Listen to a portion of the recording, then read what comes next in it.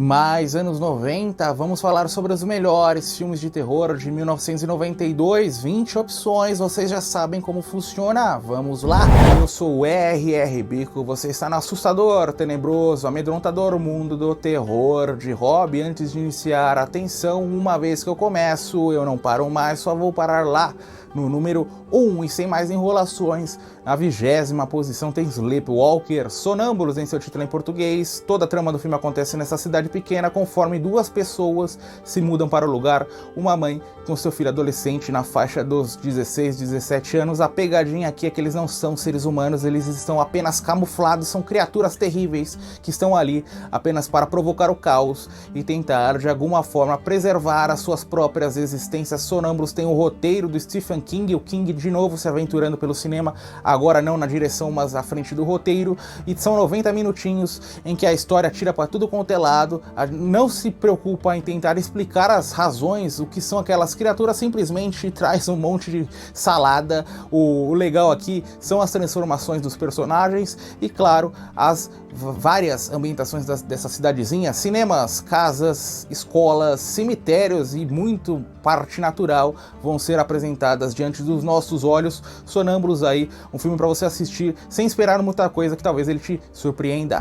Psicose mortal, um homem de negócios compra uma casa próxima ao seu trabalho, espera ter encontrado o lar ideal, mas vai ser aterrorizado por um mendigo que está permeando as redondezas daquela propriedade. Agora ele vai conhecer o verdadeiro inferno. Psicose mortal vai brincar com isso, né? O que é real, o que é da psique completamente degenerada do nosso protagonista. O filme traz o Bill Paxton como protagonista, acontece todo dentro dessa casa e é muito legal ver a direção, né? Como a direção vai capturar esse homem, as suas atitudes, ele comprando um monte de gadgets de segurança, gastando todo o seu dinheiro, destruindo seus relacionamentos, suas amizades, tudo para se livrar desse mendigo.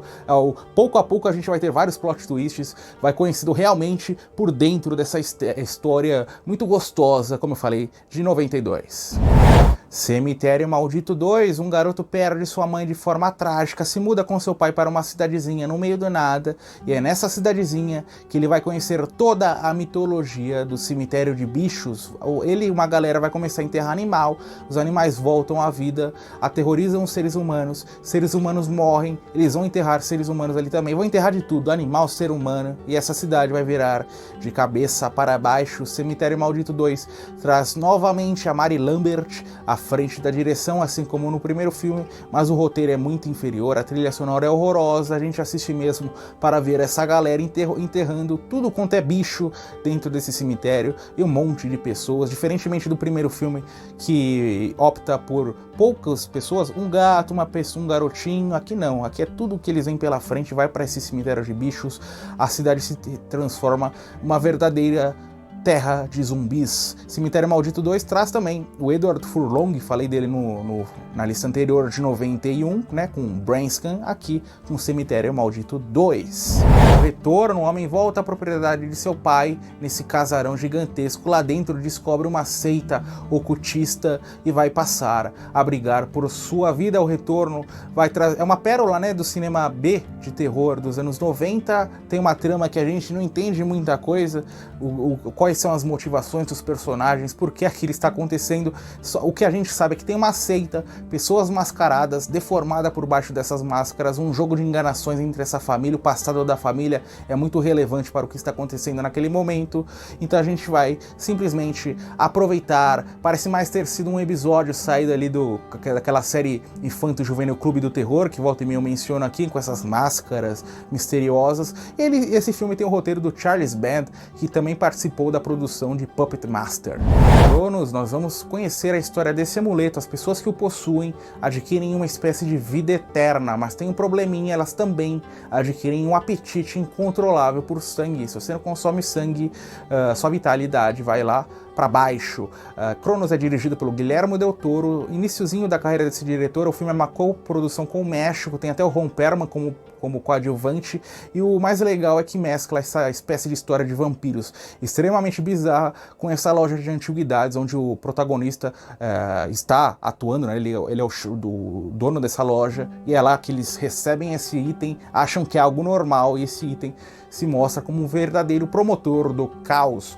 Cronos é um filme de 92, né? Entra na nossa lista de 92, mas muita gente coloca ele como 93, então tem essa pequena dúvida, eu resolvi colocá-la aqui em 92 mesmo, seguindo aí o IMDb.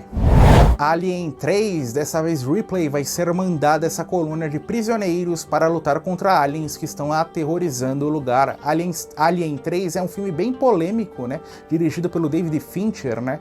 Lendário diretor aí que fez O Quarto do Pânico, fez Seven, poucos anos depois, porque os dois filmes anteriores, tanto do Ridley Scott quanto do James Cameron, se utilizam muito de efeitos práticos, né? Para contar a sua história. E Alien 3 vai todo pelo caminho do digital, né? Todos os efeitos digitais que não envelheceram bem, esse é o maior problema do filme, mas o que a gente pode esperar é muita ação. Essa colônia em formato de prisão também é muito atmosférica, conforme a Ripley entra e vai lutar contra os aliens, e tem cena inesquecível com o Alien, com a Sigourney Weaver.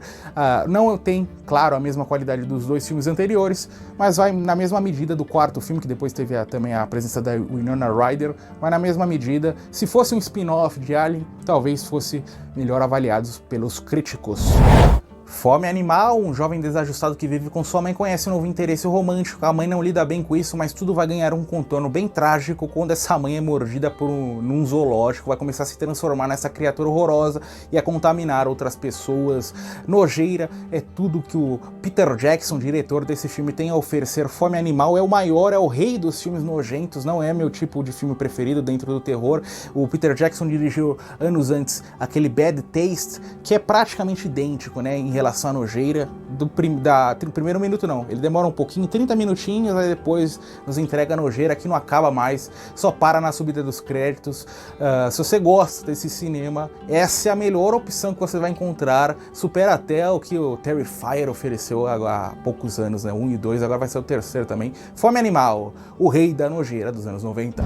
O passageiro do futuro, um homem com problemas cognitivos na faixa dos 20 anos é exposto a um experimento que promete dar a ele uma inteligência de outro mundo. O problema é que após esse experimento dar certo e esse homem passar a ter uma inteligência acima de todos os outros, o comportamento dele também muda. Ele começa a lidar com o mundo de forma mais violenta, de forma mais macabra. O Passageiro do Futuro, ele é bem lento em seus 40 minutos iniciais. Eu acredito que eu assisti a versão do diretor, versão estendida, que tem mais de 2 horas de duração. Então esses 40 minutos são bem lentos, até de fato nos entregar a ação. A partir desses 40 minutos o filme fica legal, vai misturar um pouco aquela realidade de games, né, com esse cientista que está promovendo o jogo, depois ele está promovendo esses experimentos, então vai sempre se misturar entre a nossa realidade e essa realidade aí alternativa no campo dos jogos, da tecnologia. Bem interessante, traz o Pierce Brosnan, o senhor 007 aqui como um dos protagonistas, e a partir do, como eu falei, a partir do momento que engrena,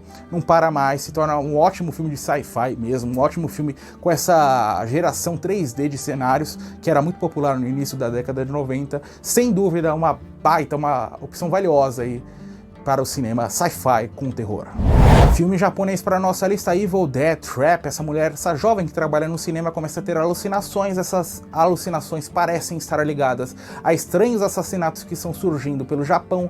Ela vai começar a se perguntar: sou eu a culpada? Eu sou uma possível vítima ou eu estou apenas prevendo esses crimes? Nós vamos descobrir Evil Dead Trap. É uma sequência do homônimo da década de 80, que é um dos melhores filmes daquela década e um dos melhores filmes dentro do cinema japonês. Eu recomendo fortemente essa segunda opção. Não traz o mesmo charme do primeiro filme, porém teve também um terceiro filme, vai na mesma qualidade, porém consegue trazer várias cenas gráficas, né? Se você gosta desse cinema, você pode pular dentro desse filme que ele não vai te desapontar. E também a ambientação japonesa. Filmes japoneses das décadas de 80 e 90, dentro do gênero de terror, se preocupavam em trazer essas ambientações, principalmente nos filmes que se passavam em Tóquio, algo que se perdeu, infelizmente, após os anos 2000. Eu que amo o cinema japonês dessa época de terror, é uma opção quase perfeita, essa trilogia Evil Dead Trap.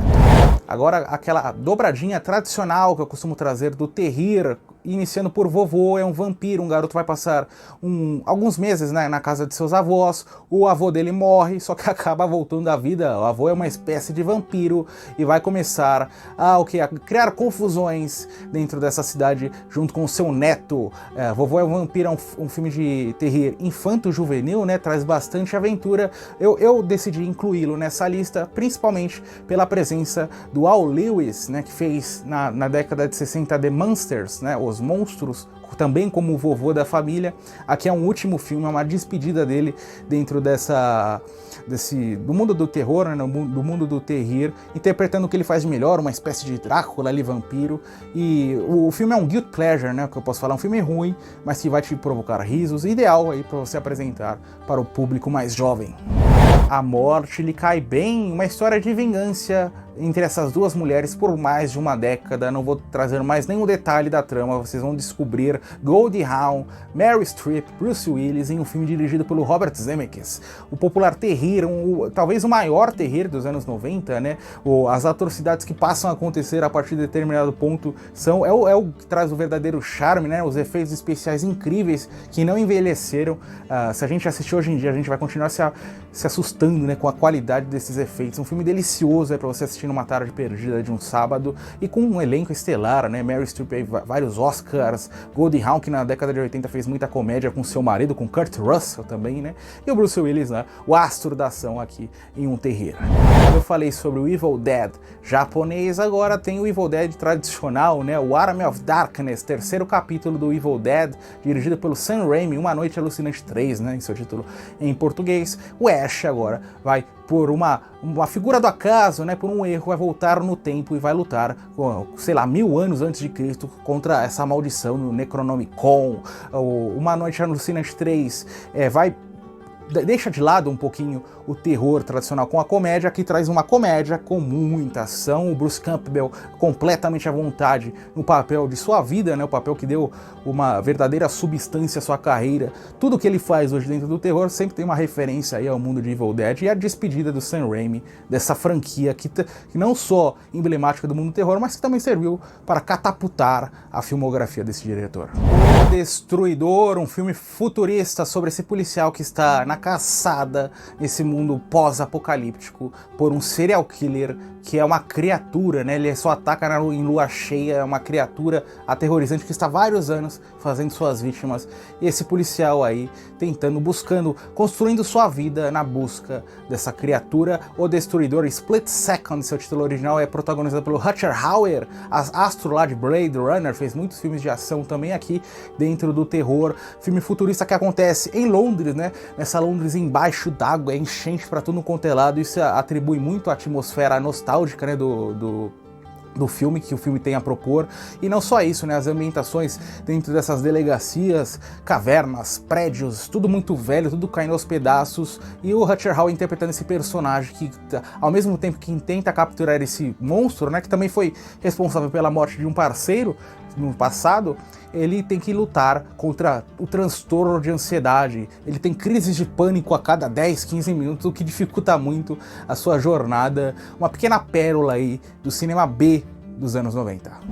Buffy a Caça-Vampiros, uma líder de torcidas mimada do ensino médio, descobre que é, na verdade, uma descendente de uma caçadora de vampiros, e mais do que isso, os vampiros estão aterrorizando aquela cidade. Agora ela vai ter que combater esses vampiros, destruir cada um deles ao mesmo tempo em que tenta passar de ano em sua escola. Buffy a Caça-Vampiros traz até como coadjuvante o Donald Sutherland, lendário ator de Hollywood. É um filme concebido para a televisão, que ficou muito popular aqui no Brasil por ter sido exibido diversas vezes na sessão da tarde nos anos 90 e início dos anos 2000, e foi por lá que eu o conheci pela primeira vez. É um filme leve, um terror sem cenas gráficas, né? Filmes feitos para a televisão costumavam não trazer violência para se adequar à realidade do horário lá no norte-americana, e aquela realidade escolar, com esse contraponto de vampiros delicioso. Depois teve até uma série com a Sarah Michelle Gellar, muito mais popular do que o filme. Eu assisti alguns episódios da série, não curti tanto. O que eu curti mesmo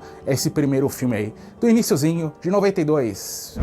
Bram Stoker, aquela história tradicional que nós já estamos acostumados, Drácula atrás de sua noiva perdida de séculos atrás, tem uma jovem que lembra a aparência física dela, ele vai atrás dessa jovem, e aí o inferno vai cair sobre cada um desses personagens envolvidos. Anthony Hopkins, tem o Keanu Reeves, o Winona Ryder e o Gary Oldman interpretando exatamente essa figura do Conde Drácula. Drácula de Bram Stoker também traz a direção do Francis Ford Coppola, talvez aí o filme mais charmoso dentro do terror. Não é verdade a minha adaptação favorita do Bram Stoker aí dentro desse romance do Drácula, tem outras que eu prefiro mais, mas esse aqui, a composição de cenários, né, o roteiro impecável e as atuações formidáveis, principalmente aí tanto do Gary Oldman como o Drácula, como do Anthony Hopkins interpretando esse caçador de vampiros.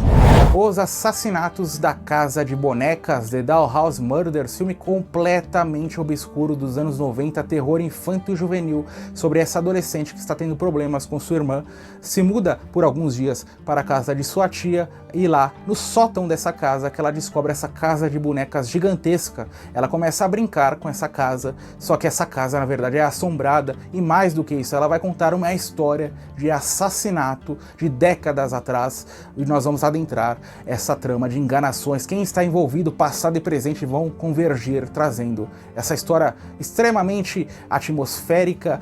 The Dollhouse Murders vai lembrar, eu citei já, Clube do Terror. Ele é uma espécie de episódio, Clube do Terror tem 20 minutinhos cada episódio, é um episódio de 1h20.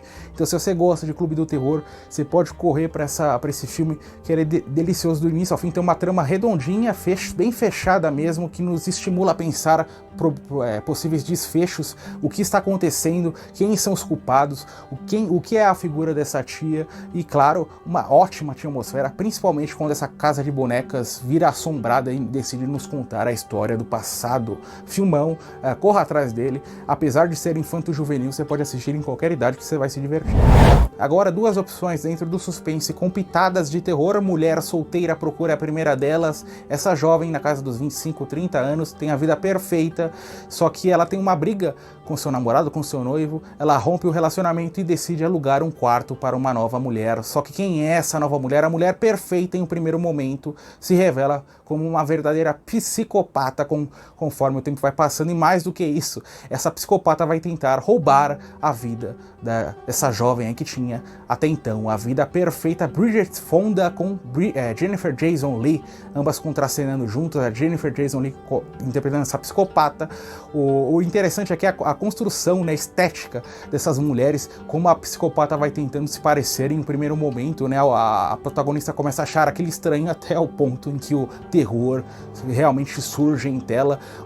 Um dos filmes de suspense mais emblemáticos dos anos 90. Os anos 90 eu costumo dizer que é a época de ouro dentro do suspense. Nós tivemos dezenas de filmes incríveis, e eu decidi incluir porque tem vários elementos de terror, principalmente na metade final do filme, em que essa psicopata realmente decide trazer seu arsenal de maluquices, né, de malvadezas, e também a Bridget Fonda incrível como protagonista aí.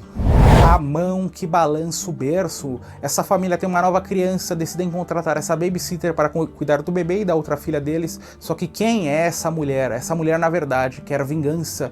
Alguém da família, de alguma forma, fez algum mal a ela, a família dela no passado, e ela tá que nem louca, querendo destruir essa família. A Mão que Balança o Berço, esse título fenomenal, tanto em português quanto em inglês, a tradução é literal, é dirigida pelo Curtis Hanson, que hoje em dia é pouco falado, né, mas foi um grande diretor, principalmente dentro do gênero de suspense, fez vários filmes de suspense nas décadas de 80 e início dos anos 90. Os meus preferidos são exatamente A Mão que Balança o Berço, e tem um The Bedroom Window na década de 80 com a Isabelle Huppert e com o Steven Guttenberg, fantástico também, qualquer dia eu falo sobre ele. A trama é fantástica, traz muita composição de cenários, né? Esse branco que nos invade. Passava muito no SBT à noite, no final da década de 90, início dos anos 2000, e traz um grande elenco. Annabella Sciorra, Rebecca De Mornay no papel de sua vida. Tem até a Julianne Moore em uma pequena participação, Ernie Hudson. A Mão que Balança o Berço, grande opção aí do suspense. Talvez o melhor filme de suspense dos anos 90.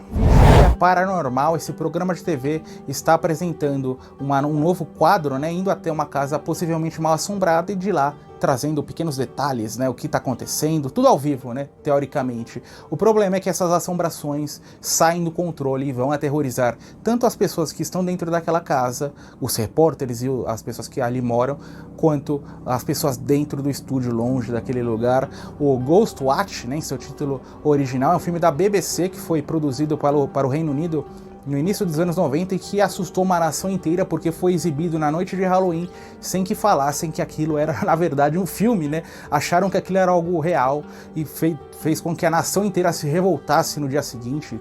Como você deixa meu filho assistir um negócio desse, não falando que era de mentira? Hoje em dia é conhecido como uma verdadeira pérola, um dos primeiros filmes que a gente pode falar de found footage, né? Em seu formato mais arcaico e delicioso do começo ao fim, extremamente atmosférico. Eu falei sobre ele na lista de terror found footage e na lista de melhores filmes sobre casas mal assombradas. Então, se você gostou dele e quer saber mais, você vai nesses dois vídeos. O Mistério de Candyman. Uma estudante de jornalismo está fazendo uma espécie de TCC sobre lendas urbanas e ela quer pesquisar essa lenda urbana do Candyman, né? Esse monstro mitológico que, após você dizer 5 vezes o nome dele à frente do espelho, ele sai lá e vai te matar. Ele foi um escravo atormentado lá por uma paixão, se apaixonou por uma mulher branca, teve sua mão cortada, enfim, você vai descobrir isso assistindo o filme. E conforme essa mulher vai investigando essa lenda, vai até o bairro de Cabrini Green, é lá que ela conhece a figura do terror, ela vai ver sua sanidade sendo colocada à prova. Candyman é dirigido pelo Bernard Rose e direção fabulosa, tanto a composição da cinematografia, né, quanto mesmo as cenas extremamente assustadoras. Tem uma trilha sonora das mais fantásticas dentro do mundo do terror, comandada pelo Philip Glass, vai nos guia de forma incrível por cada cena, faz com que a gente se sinta dentro do filme ao lado da nossa protagonista que é comandada pela Virginia Madsen, o papel mais emblemático de toda a sua carreira, e o vilão interpretado exatamente pelo Tony Todd, que fez depois Premonição, né? Inclusive uma referência a esse filme, um dos maiores vilões de todos os tempos. Foi um filme que eu conheci na Band no início da minha adolescência, estava passando pelos canais, como ele já tinha uns 20, 30 minutos, coloquei, jamais consegui tirá-lo da cabeça, assisti várias vezes, um dos meus filmes de terror favoritos de todos os tempos. É isso aí, galera, chegamos ao final de mais um vídeo, mas como você já sabe, separei 2 opções, maratone os vídeos do nosso canal.